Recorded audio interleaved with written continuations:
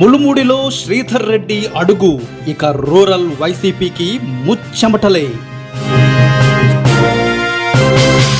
ములుముడిలో ఈరోజు జరిగిన శ్రీధర్ అన్న ప్రచారాన్ని బట్టి ఇక వైసీపీ గేమ్ ఓవర్ అనే చెప్పాలి. ములుముడిలో టీడీపీ బలం చూస్తుంటే వైసీపీకి జెండా మోసే కార్యకర్త కరువు అనే దానిలో ఎలాంటి సందేహం లేదు. నేడు ఎన్నికల ప్రచారంలో భాగంగా రూరల్ ఎమ్మెల్యే కోటమిరెడ్డి శ్రీధర్ రెడ్డి ములుమూడు గ్రామంలో ప్రచారం నిర్వహించారు. ఈ సందర్భంగా ప్రచారంలో ఊరే తెలుగుదేశం జెండా పట్టిందని చెప్పాలి. ఈ విజువల్స్ చూస్తుంటే ములుమూడిలో వైసీపీ గేమ్ ఓవర్ అనే మాట చెప్పక తప్పదు.